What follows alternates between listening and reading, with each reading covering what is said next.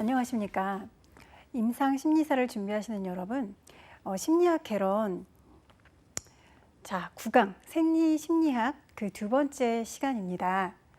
우리가 지난 시간에 생리심리학 첫 번째 시간을 거치면서 우리 그 몸에 대한 이야기들을 많이 나누었고, 그 다음에 중요한 부분들이 그런 생물학적인, 그 다음에 이런 우리 몸과 관련된 이런 기관들이 우리의 생각과 그 다음에 행동과 이런 것들이 어떻게 영향을 미치는지를 연구하는 학문이라고 말씀드렸는데요.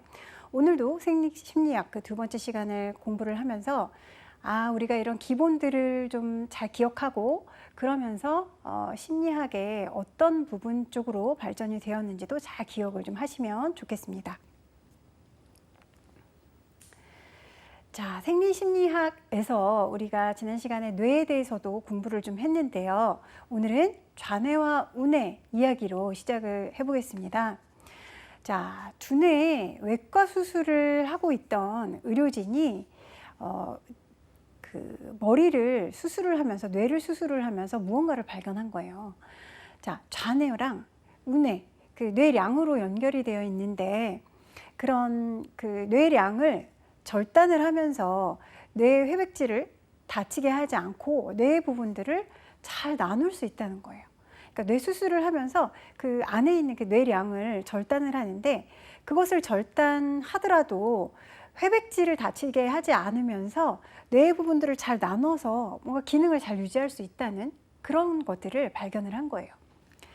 1940년대에 뭔가 이제 선구적으로 뇌 수술을 했던 그 방법 중에 하나가 뇌전증 환자, 그 발작을 일으키잖아요, 뇌전증은. 그래서 뇌전증 환자들의 뇌량을 절단을 해서 뇌에서 일어나는 그런 그런 발작이 뇌에서 다른 부분으로 어떻게 퍼지는지, 다른 부분으로 퍼지지 않게 이렇게 막자, 이런 의도로 이런 이제 선구적인 수술 방법을 택하게 되었는데요. 이런 뇌전증 환자들을 위해서 고민을 하던 중에 우리가 이제 뇌 안에서 그러면 뇌량으로 이렇게 해서 회백질이 다치지 않게 이렇게 하면 뇌 기능이 잘 유지가 되면서 뭔가 우리가 지금 막고자 하는 부분들, 신체적으로 나타나는 증상 중에서 별로 일어나지 않기를 바라는 부분들도 우리가 컨트롤할 수 있겠다 하는 결론에 이르게 된 것이죠. 그래서 뇌 단절 실험을 했는데요. 좌뇌 그리고 우뇌가 갈라진 환자를 통해서 좌뇌와 우뇌의 역할을 연구하게 된 것입니다. 그래서 뇌량이 그 안에서 이제 뇌량이 단절이 됐다 해도 환자가 인지 기능이 손상되지가 않고 여러 가지 인지 과제, 그러니까 기본적으로 우리가 일상생활 속에서 해야 되는 것들, 저기 가서 이걸 가져온다든지 잘 기억해내서 이거를 나의 통장을 찾는다든지 이런 인지 과제, 그다음에 사회적 행동 이런 것들을 특별한 문제 없이 잘 수행을 하더라는 거예요. 실험을 해보니까. 그래서 1960년대 마이클 가자니가와 로저 스페리가 연구를 했어요. 이 사람들이 그 뇌 단절에 대한 연구를 하면서 노벨상도 수상을 했는데 좌뇌랑 우뇌가 뇌량의 단절로 이렇게 나누어지게 되면 뇌 기능만 나누어지는 것이지 개별적인 그 의식에 작용을 한다는 거예요. 그래서 이게 뇌량이 단절이 된다고 해서 그 안에 기능을 못 쓰게 된다거나 기능이 손상이 된다거나 훼손된다거나 이러지는 않는다는 것을 연구에서 밝혀낸 거예요. 굉장히 큰 발견이었죠. 그래서 우리가 좌뇌, 우뇌 얘기를 우리들이 많이 하잖아요. 학습을 할 때도 그렇고, 그 다음에 우리가 어떤 효율성을 따질 때도 그렇고, 좌뇌와 우뇌에 관련된 이야기들을 많이 하는데요. 그렇다면 이들이 연구한 좌뇌와 우뇌에 관련된 이야기들은 어떤 것들이 있을까 한번 공부해 보도록 할게요. 여러분들 좌뇌, 우뇌 우리가 상식적으로 많이 좌뇌는 어떤 기능, 우뇌는 어떤 기능 이런 것들을 알고 계실 수 있겠지만 오늘 이 시간을 통해서 다시 명확하게 기억을 해 두시고 그 다음에 시험에서 좌뇌와 우뇌에 관련된 문제가 나온다면 여러분들 오늘 하셨던 내용들을 좀 리마인드 하시면서 잘 답하시기를 바랄게요. 언어 기능은 주로 좌뇌에서 담당을 합니다. 그리고 좌뇌랑 우뇌는 서로 상충해서 작용을 해요. 그러니까 같은 기능, 겹치는 기능이 없는 것이죠.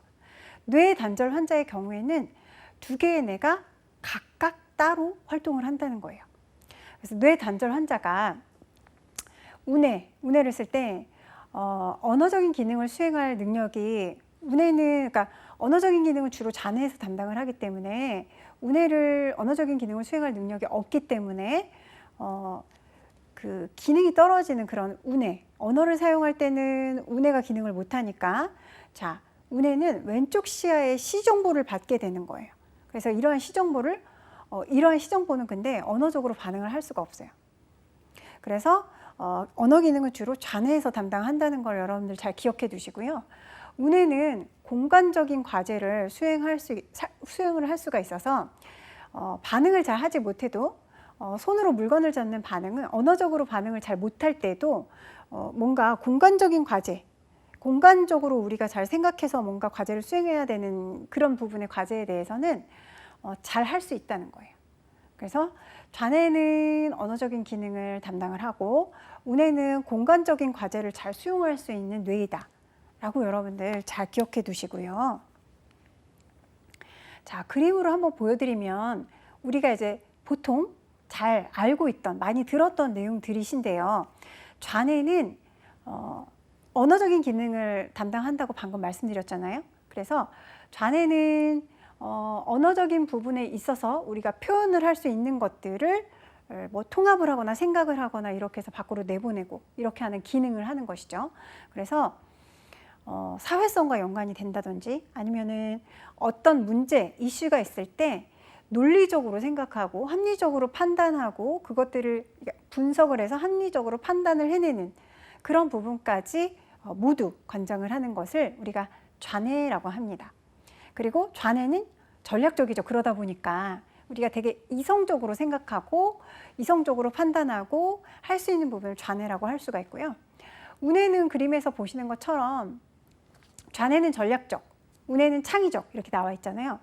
우뇌는 뭔가 되게 예술적인 거, 그러니까 감각적인 거, 이런 게 떠올랐어, 이런 아이디어가 떠올랐어. 그러니까 되게 창의적인 아이디어를 낸다든지 아니면 창의적인 어떤 활동을 한다든지 이런 것과 관련이 있는 것은 우리가 우뇌의 기능이다 라고 기억을 하시면 되겠습니다. 자, 그러면 이제 뇌와 신체 상호작용에 대해서 좀 보겠는데요. 내분비계, 그 다음에 호르몬, 어떤 관련이 있을까? 내분비계에는 생각과 행동에 영향을 주는 통신망이라고 할 수가 있어요. 내분비계에서 이제 일어나는 일들, 뭐 왔다 갔다 하면서 뭐 전달하고 이렇게 하면서 우리의 생각에 영향을 주고, 그다음에 뇌가 그런 것들을 받아들이고 분석하고 뭐 선별하고 판단을 해가지고 또 신체에다가 명령을 주면 우리가 행동으로 옮기게 되는 것이죠. 그래서 내분비계는 생각과 그다음에 행동에 영향을 주는 통신망이다라고 기억을 해두시고요. 신체 위협이 되는 상황, 우리가 뭔가 되게 위험한 상황이 됐어요. 아니면은 눈에 뭐 예를 들면 먼지가 들어오는 상황이 됐어요. 그러면 우리가 눈을 딱 감겠죠. 그게 이제 신체에 위협이 되는 상황이다라고 예를 들면 그런 정보를 뇌가 받게 되는 거죠. 먼지가 들어올 것 같아.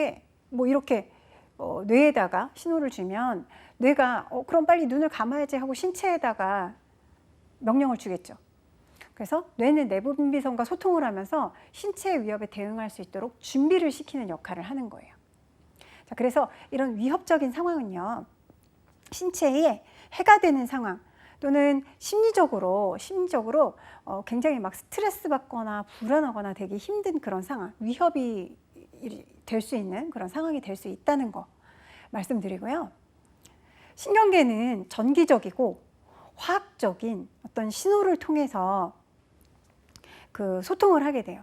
그래서 전기적으로 직접 뭐 이렇게 어떤 그 전달을 통해서 이렇게 다음 또 전달을 하고 그 조직에서 또 다음 전달을 하고 이런 식으로 하면서 전기적으로 그다음에 우리가 화학적으로 앞에서 배우셨던 것처럼 신호를 주면 그걸 가지고 이렇게 신호를 받고 또 신호를 주고 하면서 소통을 하는데 그 소통이 신경계는 되게 빨리빨리 이루어질 수 있어요. 그런데 내분비계는 호르몬을 이렇게 분비를 해서 호르몬을 받으면 그 호르몬의 영향을 받고, 그럼 그 호르몬이 뭐 사고나 어떤 행동이나 이런 지각에 영향을 주고, 그러면 또 그것이 신체에다 또 다시 결국은 뭐 명령을 해서 신체의 행동으로 옮겨지고, 이렇게 하는 과정들이 내분비계는 호르몬을 혈액에 분비하고 그다음에 또 그걸 반응하고 이렇게 하기 때문에 신경계보다는 훨씬 속도가 느리다고 할 수 있어요. 신경계는 전기적 화학적 신호를 주기 때문에 신호만 가지고 빨리빨리 이렇게 움직이고 전달을 할 수가 있지만, 신경계는 이렇게 빠르게 전달할 수 있지만, 내분비계는 신경계와 다르게 호르몬을 분비하고 혈액에다가 분비를 하고 또 보내고 이렇게 하는데 시간이 훨씬 더 많이 걸린다는 거. 그래서 신경계 빠르고 그다음에 내분비계 느리다, 이렇게 기억하시면 되겠어요. 자, 내분비계와 호르몬을 좀 보면요, 내분비선의 종류가 이렇게 많이 있어요. 그래서 뭐 시상하부, 뇌하수체, 갑상선, 부갑상선, 흉선종, 부신, 췌장, 고환, 뭐 난소, 이렇게 생식기까지 있는데, 자, 그러면 내분비선의 종류와 기능 볼까요? 자, 시상하부는요, 어떤 것을 해야 하는 동기를 일으켜주는, 그래서 신체 기능을 조절해주는 그런 역할을 해요. 자, 그리고 뇌하수체에서는 호르몬을 분비를 하죠.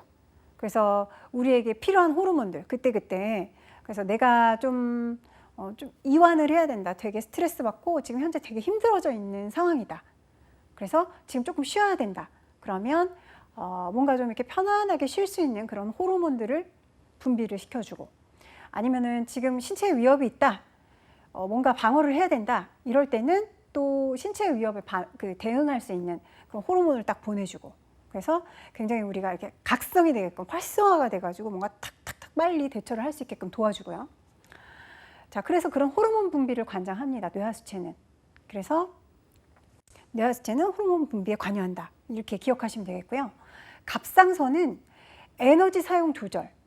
왜 우리가 갑상선에 문제가 생기거나 병이 생겼을 때는 굉장히 빨리 피로함을 느낀다, 그리고 되게 빨리 지친다, 이런 얘기 들어보셨죠?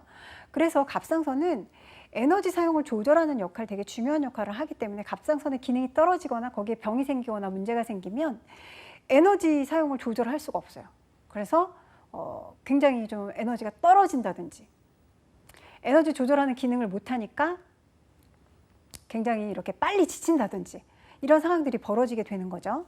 자, 그다음 부갑상선은 칼슘 수준을 유지를 해주는 역할을 합니다. 그리고 흉선종, 그다음에 부신, 이 두 종류는 자, 면역 체계를 제어해요. 자, 우리의 그 신체에서 면역 체계는 정말 중요하죠. 면역 체계가 무너지면 우리가 어떤 문제든지 다 생길 수가 있어요. 그렇죠? 그러다 보니까 우리가 평소에 기본적 그 생활 속에서 기본적인 것들을 잘 해라, 잘 먹고 잘 자고, 뭐 제때 먹고 제때 자고, 이런 것들을 잘 하라는 이유가 우리가 면역력이 떨어지지 않고 일상생활을 우리가 잘 영위하기 위해서 그런 기본적인 것들을 잘 지켜라라고 이야기를 하잖아요. 이런 면역 체계를 제어하는 부분들이 흉선종, 부신이다 라고 말씀드릴 수가 있고요. 그 다음에 췌장은 소화를 조절하는 부분이기 때문에 우리가 굉장히 뭐 폭식을 많이 한다든지, 그 다음에 그 식습관이 되게 안 좋아서 제때제때 먹지 않는다거나, 아니면은 음식을 막 몰아서 먹는다거나, 아니면 잘 안 먹는다거나, 이런 습관을 가진 사람들은 췌장 쪽에 이제 문제가 생길 수가 있죠. 소화를 조절하는 쪽이기 때문에. 그래서 췌장은 소화에 관여한다, 이렇게 여러분들 기억하시면 되겠습니다. 자, 그리고 고환난소는 여러분 아시다시피 생식에 관련되는 내분비선이다, 이렇게 기억하시면 되겠습니다. 자, 그 다음 성호르몬에 대해서 보겠습니다. 자, 성호르몬은요, 어떤 성적인 행동에 영향을 주는 내분비선이라고 말씀드릴 수가 있어요. 생식선이라고 하는데요. 자, 남성 호르몬, 여성 호르몬, 이렇게는 우리가 많이 이야기를 하죠. 그래서 남성 호르몬은 테스토스테론. 자, 테스토스테론은 안드로겐의 한 종류인데요. 이게 바로 남성 호르몬이에요. 그래서 보통은 이제 남성에게 훨씬 많고, 테스토스테론이라는 이 호르몬이요. 그리고 에스트로겐, 자, 여성들이 뭐 나이가 들면서 노화가 되면서 이 에스트로겐이 떨어지고, 남성들도 노화가 되면서 뭐 테스토스테론이 몸속에서 비율이 떨어지고, 그죠? 호르몬의 비율이 좀 줄어들고, 이렇게 되면서 뭐 남성분들이 갖고 있는 그런 남성성, 이런 부분들이 조금 떨어진다든지, 아니면 여성들에게서 에스트로겐, 그 여성 호르몬이 비율이 조금 줄어들면서 되게 여성성을 드러내는, 그러니까 여성스러운 그런 면들, 그죠? 평소 때 갖고 있는 그런 여성스러운 면들이 조금 줄어든다든지, 이런 것들을 우리가 주변에서 얘기 많이 들어보셨잖아요. 이런 것들이 이 호르몬과 관련된 그런 것들이다라고 기억을 하시면 될 것 같아요. 그래서 테스토스테론이 줄어들면 남성 호르몬이 줄어드는 거기 때문에 굉장히 뭐 공격적이라든지 아니면 전투적이라든지 뭐 막 뭔가 있을 때 나는 빨리빨리 추진하고 행동으로 바로바로 옮겨야 된다, 이런 면을 갖고 있던 분들이 그런 면들이 조금 줄어드는 그런 특징들을 볼 수가 있고, 또 에스트로겐, 여성 호르몬들이 줄어들면서 뭔가 조금 부드럽게 소통하거나 부드럽게 말을 하거나 이랬던 사람들이 좀 직설적으로 표현을 한다든지, 이렇게 본인이 이제 갖고 있던 것들에 대해서 조금 더 그런 여성 호르몬의 비율이 줄어드니까 조금 더 많이 표현하고 조금 더 직설적인 쪽으로 변화를 하게 되는 것이죠. 자, 남성의 경우에는 최소한의 테스토스테론, 그 호르몬을 갖고 있으면 성적인 행동이 가능하고 그다음에 성적인 기능들이 가능한 거예요. 그리고 여성의 경우에도 에스트로겐이라는 그 여성 호르몬을 갖고 있으면 이제 임신이 가능하게 되는 거죠. 그래서 이제 여성의 경우에는 뭐 특별하게 그 구조적인 그 기능에 문제가 없을 경우에는 이 에스트로겐이라는 여성 호르몬이 분비가 되면서 임신이 가능해지고 뭐 임신과 출산을 하게 되는 것이죠. 자, 그다음 연구 결과에 따르면 그 여성의 성적 행동은 에스트로겐보다는 안드로겐에서 더 영향을 많이 받는다라는 연구를 한 학자가 또 있어요. 그래서 뭐 여러 가지 그 학자들의 연구 결과들이 있습니다. 남성 호르몬, 여성 호르몬에 대해서는요.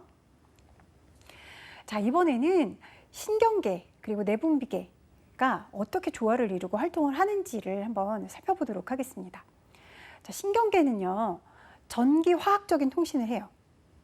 그리고 내분비계는 혈액에 분비되는 호르몬을 통해서 통신을 한다고 말씀드렸잖아요. 그래서 신경계는 빠르고 내분비계는 조금 느리다, 신경계에 비해서, 이렇게 설명을 드렸죠. 자, 이런 과정을 통해서요, 신경계랑 내분비계는 그 사람의 적응적인 행동을 증진시키는 거예요. 그래서 신경계에서 빨리빨리 뭔가를 이렇게 전달하고, 그다음에 내분비계에서는 이제 호르몬을 이렇게 분비를 하면서 몸에 영향을 줘서 어떤 행동을 일으키게 하고, 그다음에 이 사람이 그 어떤 삶 속에서 적응적인 행동을 할 수 있도록 도와주는 것이죠. 우리가 부적응의 행동을 하거나 부적응적인 모습을 보일 때는 아, 이거는 문제가 있다라고 우리가 생각하고 또 그렇게 판단을 내리잖아요. 그래서 우리가 일상생활 속에서 적응 행동을 할 수 있도록 도와주는 게 바로 이런 신경계와 내분비계다 라고 생각하시면 되고요. 자, 내분비계는요, 중추신경계, 중요한 중추신경계의 그 통제 하에 있어요. 그리고 사람의 신체와 행동에 여러 가지 효과를 일으킬 수가 있습니다. 그래서 중추신경계의 통제 하에 내분비계가 있고, 그리고 사람의 신체와 행동에 이것들은 영향을 주게 된다. 이렇게 여러분들이 잘 연결해서 기억하시면 되고요. 자, 내분비선 통제 기관은 시상하부 아래에 위치해 있는 뇌하수체로 신호를 보내서 호르몬 분비를 관장하는 거, 컨트롤하는 거예요. 그래서 우리 몸이 이렇게 막 신경계, 내분비계 이렇게 몸에 다 이루어져 있는데, 이런 것들이 이렇게 되게 밀접하게 연결이 돼 있고 굉장히 이렇게 잘 소통이 원활하게 되고 있다. 이런 것들, 이런 소통에 조금이라도 문제가 생기면 우리의 뭐 사고나 인지나 아니면 행동에 어떤 문제가 보이기 시작하게 되는 것이죠. 그래서 우리가 뭐 치매가 걸렸다든지 가벼운 뭐 인지 기능이 조금 떨어지기 시작하는 그런 단계의 분들을 보면은 아, 그런 부분들에서 아, 이게 행동이 이상한데, 말이 뭔가 이상한데, 앞뒤가 안 맞는데, 이런 것들을 우리가 이제 관찰을 해보면서 아, 안에서 신경계 내분비계가 원활하게 지금 제대로 움직여주지 못하고 있구나, 호르몬 분비가 제대로 되지 않는구나, 그리고 뭐 신경 전달 물질이 제대로 전달이 안 되고 있구나. 이런 것들에 대한 이해를 할 수가 있겠죠. 판단을 내려볼 수가 있겠죠.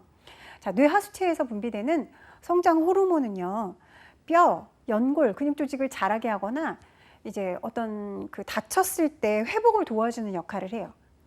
그래서 뇌하수체에서 성장 호르몬이 나오잖아요. 이 성장 호르몬 때문에 우리가 요즘에는 그 아이들을 이제 키를 잘 자라게 하기 위해서 그 성장 호르몬에 되게 많은 관심을 가지고 또 연구를 하잖아요. 그래서 이런 성장 호르몬은 굉장히 사람에게 중요한 역할을 해요. 어른들에게도 이 성장 호르몬은 어떤 상처나 이런 것들을 빨리 회복되게 도와주는 역할을 하기 때문에 이 성장 호르몬은 되게 중요한 부분이다라고 말씀드릴 수가 있습니다.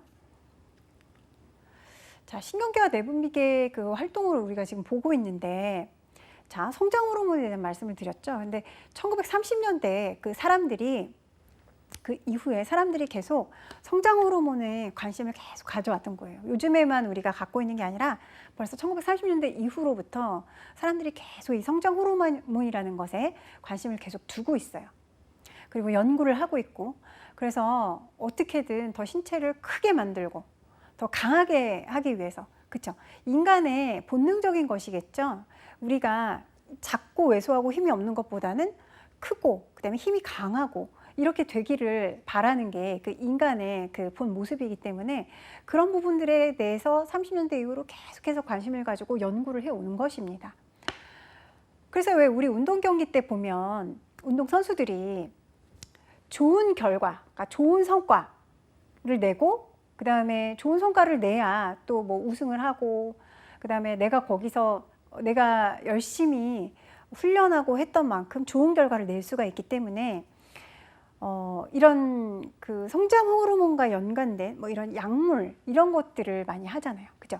그래서 2013년 세계적인 자전거 경주 스타인 랜스 암스트롱이라는 그런 선수가 그동안 내가 경기에서 이기기 위해서 성장 호르몬이랑 테스토스테론 같은 호르몬제를 내가 사용을 해왔다.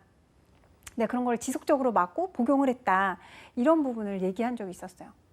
그래서 이런 것들 중에서도 좀 합법적으로 내가 좀 좋은 결과를 내기 위해서 아니면은 각성 효과를 내기 위해서 뭐 일시적으로 그렇게 복용할 수 있는 것들도 있지만 우리가 직접 경기 상황에 됐을 때는 경기 상황에 됐을 때 경기 직전이나 경기 때 이런 호르몬제나 이런 것들을 복용하거나 맞거나 하는 것들은 대부분 불법이죠.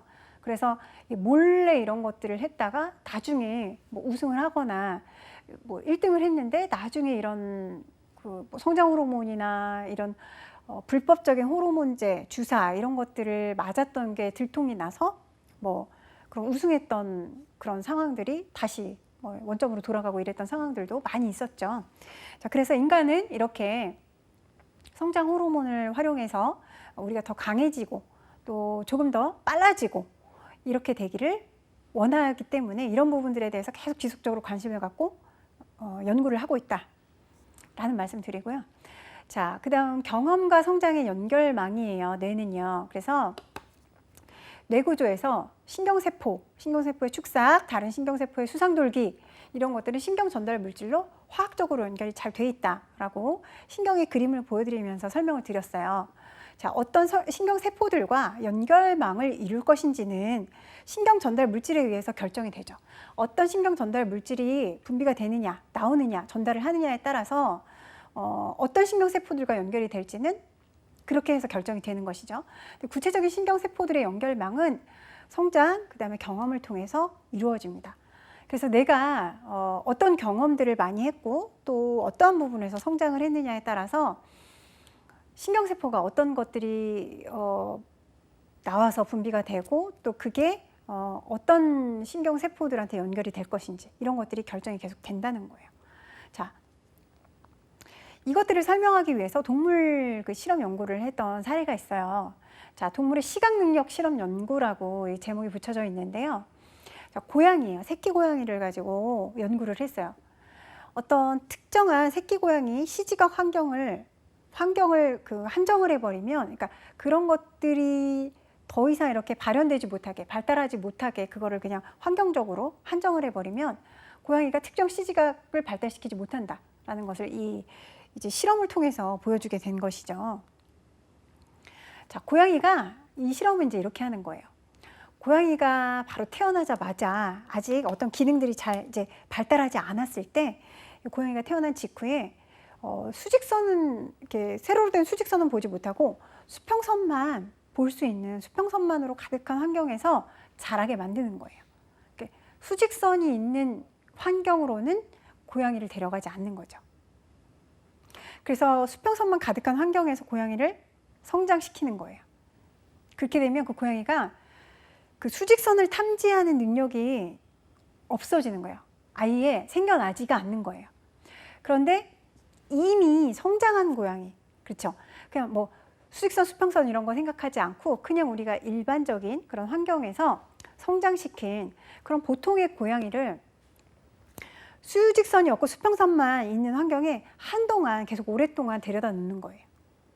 그렇게 해도 그 고양이는 이미 일반적인 환경에서, 정상적인 환경에서 모든 것들이 다 수직선, 수평선 이런 것에 대한 감각이 모두 발달을 했기 때문에 이미 발달한 상황에서 수직선에 자극이 없고 수평선에 대한 자극만 있는 곳에 한동안 오랫동안 갖다 놓는다 해도 시지각 능력을 계속 유지를 하게 돼요. 그래서 다시 수직선을 탐지해야 되는 상황으로, 환경으로 고양이를 갖다 놓으면 이미 다 그런 부분들이 발달한 고양이는 한동안 그런 기능을 쓰지 못하게 제한을 하더라도 다시 그 기능을 살려서 사용할 수 있다는 거예요.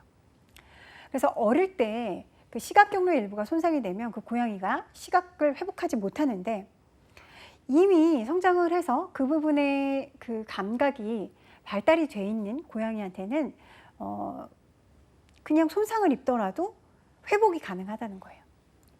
이런 결과를 보여주기 위한 게 바로 이제 고양이를 가지고 실험한 동물의 시각 능력 실험 연구였습니다. 자, 이런 것들을 보면 그 뇌의 회복성, 그 다음에 가소성에는 결정적인 시기가 있다는 것을 설명하고 있어요.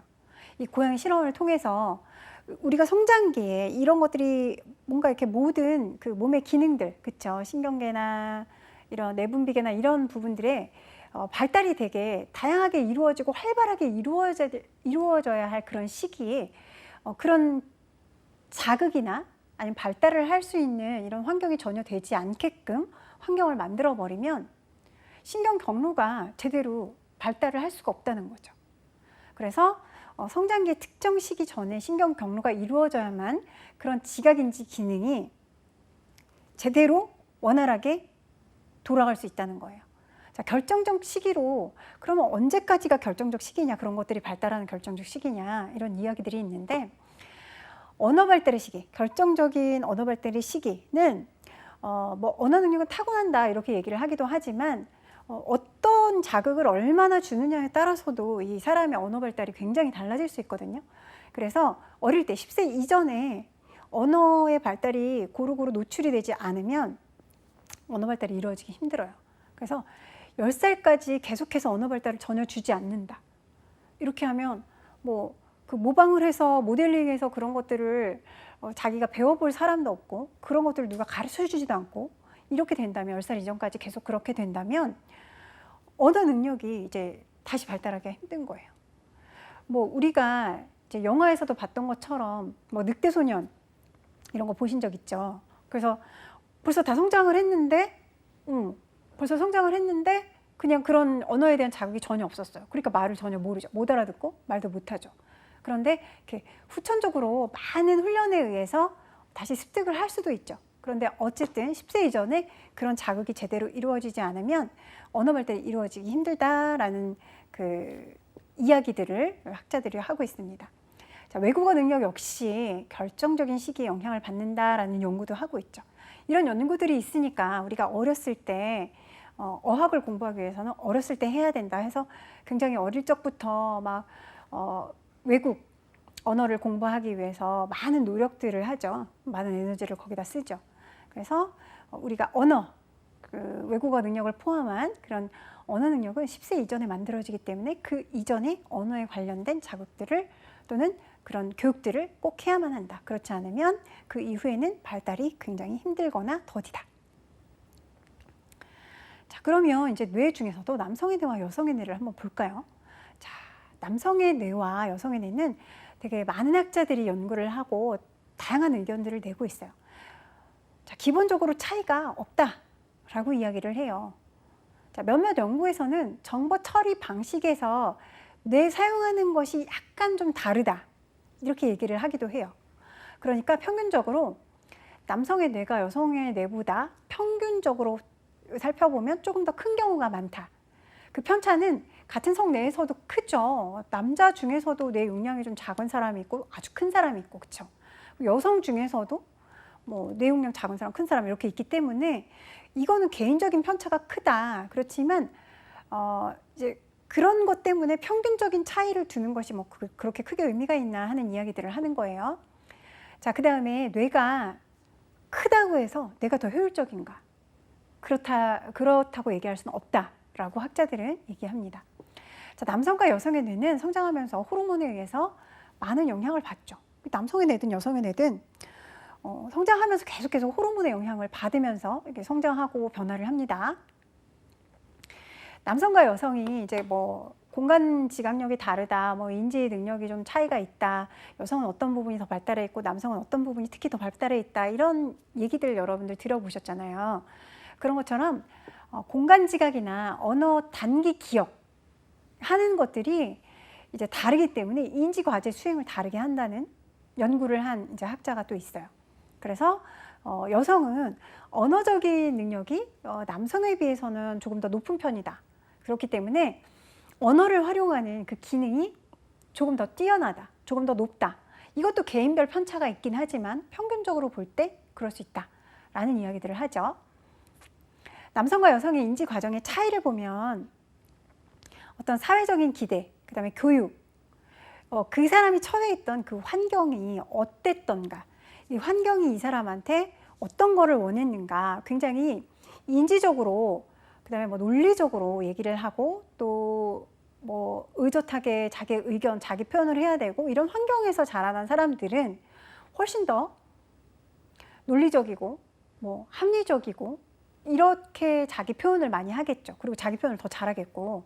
그런데 그렇지 않은 환경에서 자란 사람들은 남성이건 여성이건 상관없이 어쨌든 자기 표현에 좀 불편감을 가지고 있을 수가 있고, 그다음에 논리적이고 합리적으로 자기가 전달하고자 하는 말을 잘 전달하기 힘들 수가 있습니다. 자, 그래서 이거는 개개인의 교육, 사회적인 기대나 교육이나 환경의 영향이 있다, 크다라는 이야기를 드리고요.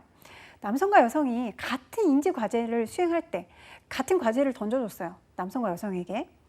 다른 뇌 부위를 활성화한다는 연구도 있어요. 그래서 남성은 어떤 뇌 부위를 더 많이 쓰고 여성은 이쪽의 뇌 부위를 더 많이 쓴다. 이런 이야기들을 합니다. 이 연구는 지능검사에서 복잡한 문제를 풀 때 여성들은 언어랑 관련된 뇌 부위를 많이 사용한다고 해요. 그리고 남성들은 공간 지각과 관련된 뇌 부위를 더 많이 사용한다는 것을 보여주는 그런 이제 연구의 결과도 있어요. 그래서 왜 보통은 여성들이 언어 능력이 남성에 비해서 더 평균적으로 높다라는 이야기를 하고, 남성은 이제 공간 지각과 관련된 그런 능력이 여성보다 평균적으로 더 좋다라는 이야기를 하기 때문에 이거는 이제 사람들을 이제 평균적으로 볼 때 이런 결과가 나오는데, 뭐 지능 검사에서도 뇌를 어떤 부분을 더 많이 쓰느냐, 어떤 기능과 관련된 뇌 부위를 더 많이 쓰느냐를 봤을 때도 그런 결과가 나왔다는 것이죠. 자, 여성들이 인지과제를 수행할 때요, 우뇌와 자뇌 둘 다 사용하는 경향이 있다라는 연구 결과도 있고요. 그다음 뇌졸중으로 인해서 뇌 손상을 입은 어떤 환자들에 대해서 연구를 할 때 손상 부위가 이 사람이랑 그러니까 여자 뇌졸중 환자랑 남자 뇌졸중 환자 두 사람이 똑같이 뇌졸중이고 또 비슷한 증상을 보이고 있는데, 이 사람들이 뇌 손상을 입은 부분들도 비슷하다고 가정을 했을 때 여성이 남성보다 언어에 대해서 그러니까 그 비슷한 뇌 부위를 손상을 당해서 그 부위를 그 뇌의 기능이 좀 떨어졌다 했을 때도, 비슷한 상황일 때도 여성은 남성보다 언어 장애를 조금 덜 보인다. 그래서 확실히 여성은 언어 기능 쪽에서 조금 더 남성보다 평균적으로 조금 높은 더 좋은 결과들을 보여준다라고 생각해 보면 될 것 같아요. 연구자들은 여성의 언어 능력이 양쪽 뇌를 다 사용하기 때문에 부분적인 뇌 손상으로 인한 언어 장애가 적다. 아까 위에서 여성들은 우뇌와 자뇌를 둘 다 사용하는 경향이 있다라고 연구를 했던 그런 학자가 있었잖아요. 그것처럼 그 내용을 빌어서 우리가 얘기를 추측을 해보면 언어 능력, 여성이 갖고 있는, 그러니까 뇌가 손상이 됐을 때도 언어 능력에서 언어 장애를 크게 보이지 않는 이유는 우뇌와 좌뇌 모두를 다 활용하기 때문에 이제 언어 장애가 적다라고 주장을 합니다.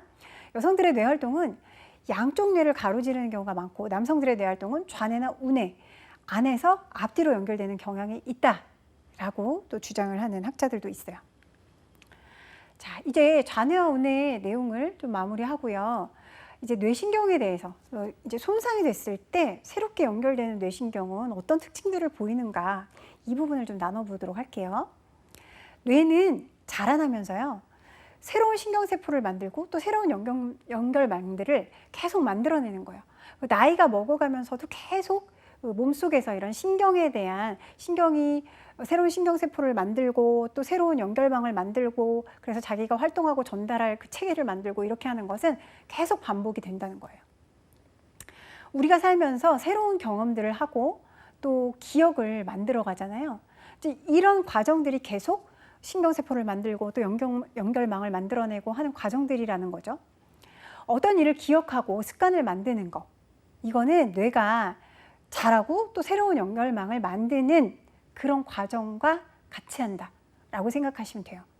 그래서 우리가 어떤 일에 대해서 기억을 되게 잘하고 그다음에 나는 지금 안 좋은 습관이 이게 있으니까 이 습관을 버리고 좀 내가 바라는 삶을 살기 위해서 이런 좋은 습관을 가져야겠어 라고 결심하고 우리가 새로운 습관을 만들기 위해서 되게 노력하고 뭐 아침 일찍 일어난다든지 아니면 운동을 한다든지 아니면 일상생활 속에서 내가 꼭 해야 될 것들, 몇 년 안에 해야 될 것들에 대해서 계속 실천을 한다든지 뭐 이런 습관을 만드는 거, 이런 거는 뇌가 새로운 습관을 만드는 거는 새로운 그 연결망을 만들어 나간다는 거예요.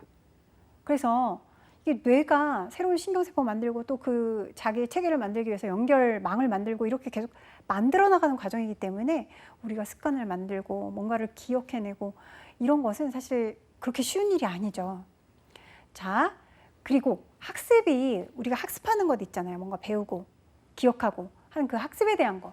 더 넓은 신경망이나 전반적인 연결 구조에 기초하기보다는 그 연결된 그 신경망이 강도가 더 강해진다는 거예요. 심리학자들이 그런 얘기를 해요. 우리가 학습을 하고 뭔가를 배워서 새로 습득하고 이렇게 하는 거는 이제 계속해서 새로운 습관을 만드는 거는 새로운 신경세포를 만들고 또 그 연결망을 만들고 이렇게 하는 것과 맥락을 같이 합니다라고 설명을 드렸지만 또 심리학자들은 이런 것들을 전반적인 학습을 하는 것들은 전반적인 연결 구조에 기초하기보다는 기존에 연결되어 있던 그 신경망이 더 강하게 강도가 좋아진다라는 것을 얘기를 합니다. 그래서 두 개의 신경세포가 동시에 활성화가 되면 둘 사이의 그 시냅스 연결이 더 강하고 탄탄해진다는 거예요. 그래서 연결이 강해진 두 신경세포는 나중에 그 두 신경세포가 연결이 더 탄탄해졌으니까 관계가 더 강해졌잖아요. 그렇기 때문에 나중에 더 함께해서 두 개가 함께 활성화될 가능성이 더 높다는 거죠. 그렇게 이해하시면 되겠습니다.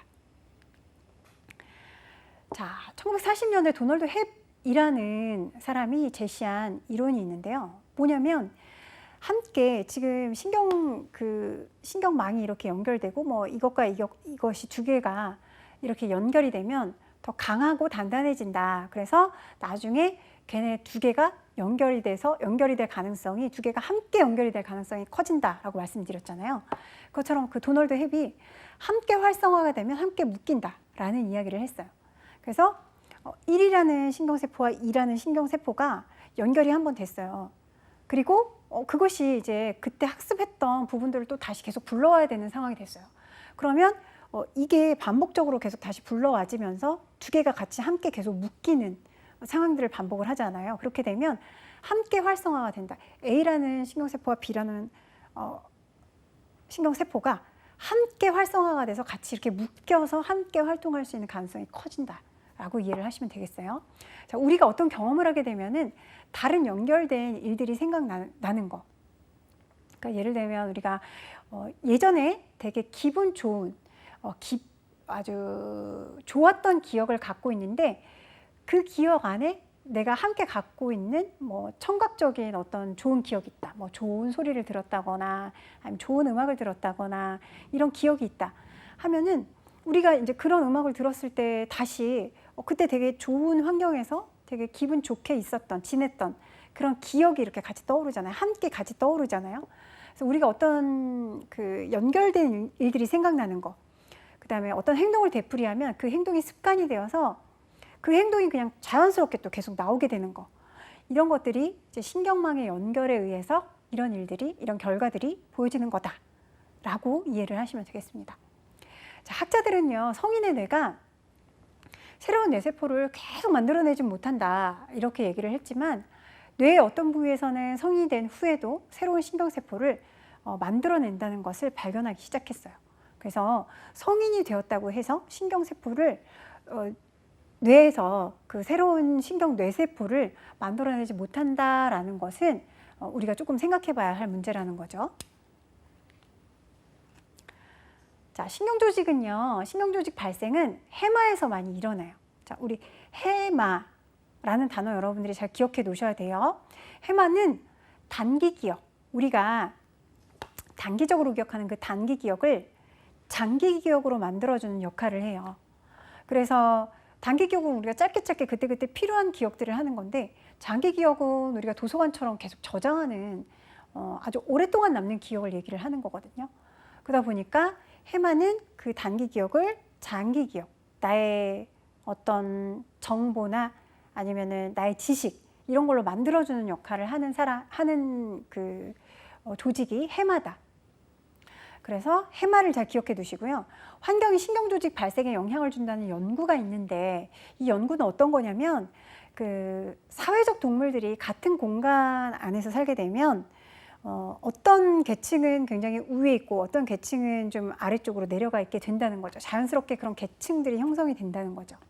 그래서 사회적 동물, 우리 인간을 예로 들어서 얘기를 해보면 이제 어떤 공간에 모여서 살아요. 그런데 비슷한 공간 안에 어떤 존 안에 같이 들어가서 사람들이 모여서 사는데 어떤 동네 쪽으로 가면은 훨씬 더 사회적으로 지위가 높다거나 경제적인 그런 능력이 더 높다거나 이런 사람들이 많이 모여있는, 우위를 차지하고 있는 사람들이 모여있는 곳이 있고 또 어떤 쪽에 가면은 상대적으로 그에 비해서는 경제적으로도 조금 더 능력이 떨어지거나 아니면 사회적으로 그 사람이 갖고 있는 어떤 지위나 이런 부분에서도 좀 그에 비해서 떨어지는 그런 계층들이 있을 수가 있죠. 그래서 우위 계층, 하위 계층 이렇게 볼 수가 있는데 높은 우위를 차지한 동물의 경우에는 신경조직 발생이 더 많아진다는 그런 결과가 있어요. 굉장히 놀랍지 않나요?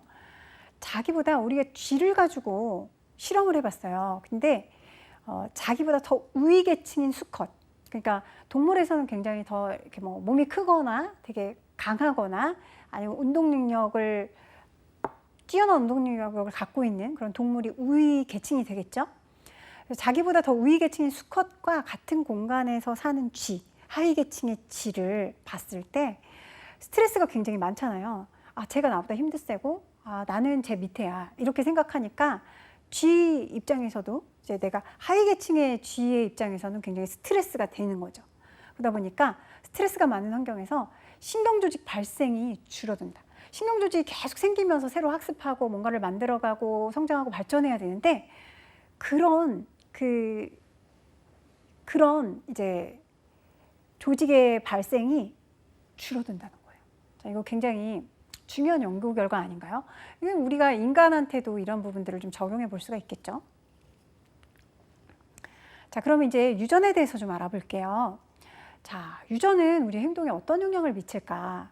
자, 유전과 행동의 관계에 대한 연구가 개개인 사람들이 갖고 있는 어떤 유전자가 어떻게 후손한테 전달되는가 하는데 중점을 두고 우리 이제 유전학에서 연구를 하고 있죠.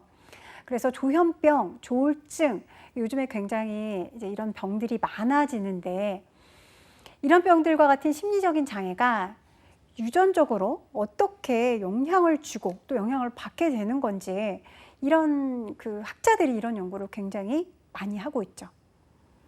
그래서 그 뭐 지능, 그다음에 이런 병적인 유전자 이런 것들이 얼마나 후대에 영향을 많이 주는지 이런 것들에 대한 연구가 활발하게 이루어지고 있고요. 자, 모든 생물학적 유전적인 요인이 발현이 되는 건 아니에요. 내가 그 유전 인자를 받았지만 내 안에 잠재되어 있기만 하고 발현이 되지 않는 경우들도 있고요. 유전자의 특성에 따라서 이런 유전자는 반드시 발현이 되는 유전자가 있고 또 발현이 잘 되지 않는 유전자가 있고. 자, 최근에는 어떻게 환경이 유전자의 발현에 영향을 주어서 유전이 우리 생각과 감정과 행동으로 나타나는 것을 조절하는지에 관한 연구가 활발하게 진행이 되고 있어요. 그래서 환경적인 요인도 그 유전자의 발현에 영향을 줄 수 있다. 우리가 뭐 부모로부터 받은 타고난 유전적으로 받은 그런 것들에 대해서만 우리의 뭐 행동이나 우리의 발달이나 이런 것들에 영향을 끼치는 게 아니라 환경적인 부분도 분명히 우리한테 영향을 줄 수 있다라는 부분들을 간과하지 않고 이렇게 연구를 하고 있는 것이죠. 유전자는 사람들이 어떤 환경을 선택하는지에도 영향을 미치기 때문에 유전자의 어떤 영향, 그 다음에 환경의 영향을 따로 생각할 수가 없어요. 그래서 유전자랑 환경은 성격 심리학에서도 그 비슷한 말씀을 드렸던 것 같은데 우리가 유전적으로 받았던 것들, 그 다음에 우리가 지금 놓여 있는 환경적인 요소들 이런 것들이 우리에게 복합적으로 영향을 계속 끼치고 또 우리가 그것에 영향을 받으면서 그 다음 발달을 이루어간다라는 부분들을 이해하시면 좋겠습니다. 자, 행동의 유전적인 바탕을 보면요, 사람이 갖고 있는 개개의 어떤 세포들이 있어요, 그렇죠? 자, 사람의 조직들을 보면 뭐 세포에서부터 점점 이렇게 계속 발달이 그 조직이 되고 뭐 그것이 뭐 전체가 되고 막 이렇게 되잖아요. 자, 이런 세포들은요, 생명체 그 전체 유전적 청사진이 되는 게놈을 갖고 있어요. 여러분, 게놈이라는 이야기 들어보셨죠? 게놈 프로젝트 이런 것도 하잖아요. 자, 게놈은요, 어떤 유전자들이 그 하나하나의 그 세포 내부에서 활동하거나 또는 잠재가 그 안에 잠재가 되어 있는지 결정해서 생명체 전체를 디자인하게 되는 거. 자, 그게 게놈이에요. 유전자는요, 선다형 질문제 선택사항을 제공하고 환경은 이 선택사항 중에 어떤 것을 고를지 결정한다. 이런 것들을 설명할 수가 있어요. 자, 사람의 신체 구조는 이제 세포 하나하나로 구성이 돼 있잖아요. 그 세포로 구성이 됐고 개개의 세포는 그 세포 안에 염색체를 갖고 있어요. 우리가 그 염색체가 조금이라도 잘못되면 그 아이가 생길 때 기형이 될 수가 있고 뭐 이런 얘기 들어보셨죠? 유전자 굉장히 중요해요. 근데 세포는 세포 안에 염색체가 들어있는 거예요. 자, 염색체는요, DNA라고 불리는 이중 나선 구조로 되어 있어요. 그래서 두 개의 가닥으로 이렇게 이루어져 있는데 이런 그 염색체의 DNA에서 어떤 문제가 생기거나 뭐 구조가 좀 잘못됐다거나 이랬을 때 이제 문제가 어떤 신체적인 문제가 생기게 되는 것이죠. 이 가닥의 구성 인자가 유전자가 되는 것이에요. 자, 이 유전자는요, 유전 전달의 단위라고 말씀을 드릴 수가 있고, 자, 보통 사람들의 세포들은 23쌍의 염색체를 갖고 있어요. 23쌍의 염색체를 갖고 태어나는데 이 쌍 중에서 하나는 엄마한테서 받고 또 하나는 아빠한테서 받고 이렇게 해서 두 개를 우리가 같이 받는 것이죠. 그래서 그런 의미에서 이제 부모님, 아버지, 어머니는 자녀한테 유전적인 형질을 반반씩 주게 되는 것이죠. 우린 반반씩 받는 것이고 유전자는 DNA 가닥의 분자 구조예요. 특정한 폴리펩티드를 구성하도록 구체적인 지시하는 역할을 하고 있어요. 자, 유전자 되게 중요한데요. 그러면 폴리펩티드가 모여서 특정한 단백질을 이루고 있고 여러 종류의 단백질이 각각 다른 과제를 수행하게 하는 거예요. 폴리펩티드가 모여서 특정한 단백질을 이루는데 그 여러 종류의 단백질이 각각 다른 과제를 수행하는 거예요. 자, 환경 또한 어떤 단백질이 만들어지고 언제 만들어지는지 환경도 관여한다는 거예요. 유전뿐만이 아니고. 유전자에 대한 연구가 여러 나라 과학자들이 모여서 게놈 프로젝트라는 걸 했잖아요. 그래서 많은 발전을 하고 있어요. 게놈 프로젝트 첫 번째 단계 연구로 2001년에 그 연구팀이 사람의 유전자 전체를 분석하는 연구 결과를 발표한 적이 있죠. 그래서 그 유전자를 연구하고 유전자에 대해서 우리가 그 유전자가 갖고 있는 그런 그 기능이나 각각의 세세한 부분들을 알아낸다는 거는 굉장히 우리가 생리심리학에서 되게 중요한 역할을 하는 부분이거든요. 자, 연구팀은요, 23쌍의 이런 염색체 모두를 연구해서 각 염색체에 나타나는 각 염색체마다 갖고 있는 특징들, 발현되는 뭐 그런 여러 가지 특징들이 정말 수도 없이 많죠. 그런 수천 가지 유전자를 구체적으로 식별하기 시작했어요. 그래서 우리가 이런 유전적 요소를 갖고 있으면 우리가 앞으로 이런 병에 걸릴 수 있다. 예를 들면. 그리고 이런 유전적인 요소를 갖고 있으면 우리는 이런 행동을 나타내기 쉽다. 예를 들어서 우리가 유전자 분석을 통해서 이런 것들을 미리 예측을 해낼 수가 있다는 거예요.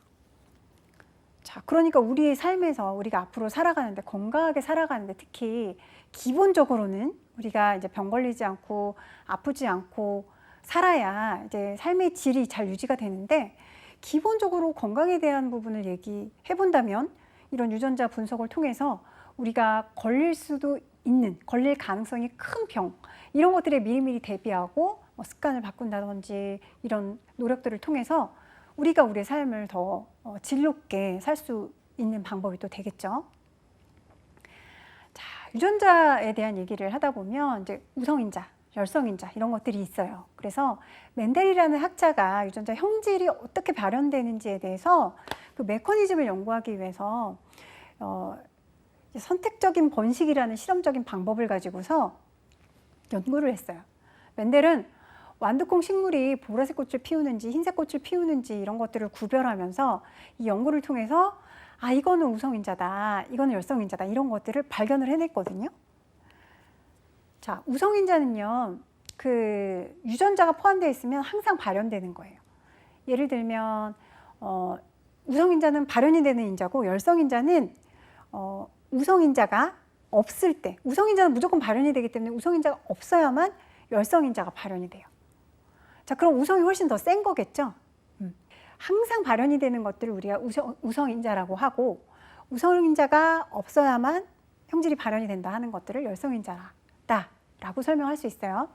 우성유전자는 후손에게는 그 유전자가 존재할 때면 언제나 표현되는 유전인자고, 열성유전자는 부모 중 다른 한 명한테서 온 비슷한 유전자가 함께 있어야만 표현되는 유전인자다라고 기억하시면 됩니다. 자, 우성인자와 열성인자의 발견은 모든 유전자가 발현되는 것은 아니다라는 것을 보여주는 연구였고요. 유전자형이 있는데 유전자형과 표현형 두 가지가 있어요. 근데 유전자형은요, 수정된 순간부터 그냥 유전의 그 특성이 정해진 거예요. 되게 강력한 거겠죠. 표현형은 유전과 환경의 영향을 모두 받아서 겉으로 드러나는, 우리가 눈으로 관찰할 수 있는 그런 특성을 우리가 표현형이라고 얘기를 해요. 그래서 유전자형은 그냥 처음부터 정해진 거.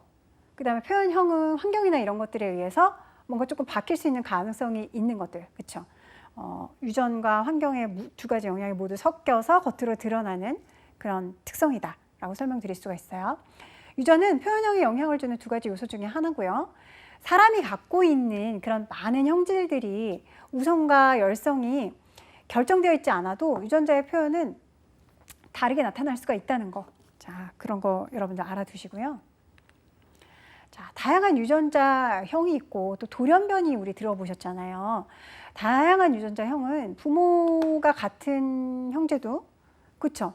부모가 같은데 형제가 3명이에요. 3명 다 얼굴도 다르고 키도 다르고 그다음에 성격도 다르고 성향도 다 달라요. 그렇죠?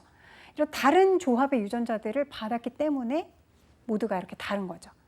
한 쌍의 모친과 부친에게서 800만 개의 다른 염색체 조합이 가능하다. 800만 개의 염색체 조합이 가능하기 때문에 얼마든지 다른 성향의 자식들이, 다양한 자식들이 나올 수 있다는 거죠. 자, 그 결과로 수정될 때 독특한 유전자형이 만들어질 수 있고 사람들의 유전 형질 변형이 설명이 된다는 거예요. 자, 돌연변이는요, 세포 분열을 할 때 오류가 발생을 해서 이를 통해서 돌연변이라 불리는 DNA가 생성이 되는데, 돌연변이의 대부분의 경우에는 생명체에 어떤 문제를 일으키지 않아요. 이 돌연변이가 적응과 부적응의 문제이지 이게 생명체에 특별한 문제를 일으키는 것은 아니다라고 설명드릴 수가 있습니다. 자, 유전자와 행동을 보면 이제 행동유전학에서는 유전자와 환경이 어떻게 사람의 행동에 영향을 미치는지를 연구하는 학문이에요. 우리가 이 부분에 되게 관심을 많이 두고 있는데요. 그래서 사람들은 미래를 계속 알고 싶어 하잖아요. 어떻게 사람의 지능, 성격, 적성 이런 것들이 만들어지고 부모한테서 어떤 부분을 받아서 이런 것들이 발현이 되는 걸까? 이런 부분에 대해서 계속 연구를 하죠. 앞으로 미래를 행복하게 살고 싶기 때문에, 문제가 없이 살고 싶기 때문에. 자, 그래서 유전이 큰 영향을 미치긴 하는데 유전의 역할이 미래를 결정할 정도는 아니다. 사람들의 형질의 기초를 제공할 뿐이고 이제 환경적인 영향을 또 받는다라는 부분 기억하시면 되겠어요. 자, 행동유전학에서는 연구 방법으로 쌍둥이를 가지고 많이 연구를 하죠. 그래서 이 부분은 여러분들 읽어보시고 입양 연구를 통해서 가정환경이 얼마나, 그러니까 환경적인 요인이 얼마나 사람을 많이 바꾸는지 이런 부분들을 또 계속해서 연구를 통해서 발표를 하고 있어요. 그래서 대규모 연구에서 유전이 성격이나 지능 등에서 영향을 미치지만 유전적인 요인을 통제하면 입양된 형제 자매들은 거의 유사성을 찾을 수 없다. 그러니까 환경이 그만큼 영향을 많이 미친다라는 결과를 우리가 볼 수 있는 것이죠. 자, 구강 정리해 보겠습니다. 생리심리학에서 뇌의 발달, 우리가 좌뇌와 우뇌의 기능 차이에 대해서 이야기를 해보았고요. 신경계는 전기화학적인 통신, 내분비계는 혈액에 분비되는 호르몬을 통해서 통신하기 때문에 신경계는 좀 빠르고 내분비계는 느리다라는 설명 드렸어요. 유전간 행동에서는 사람이 갖고 있는 그 개개의 세포들이 생명체 전체 유전적 청사진이 되는 게놈을 갖고 있다라는 설명 들었고, 사람의 신체는 세포로 구성되어 있고 개개의 세포가 염색체를 포함하고 있다. 그래서 부모로부터 받은 그 유전적인 형질이 중요하지만 그것이 주요한 아주 그 사람을 완전히 모두 바꾸는 그런 메인의 모든 것들을 결정하지는 않는다. 환경적인 부분도 영향을 많이 미친다라고 정리를 하면서 이번 9강 마치도록 하겠습니다. 여러분 고생 많으셨습니다.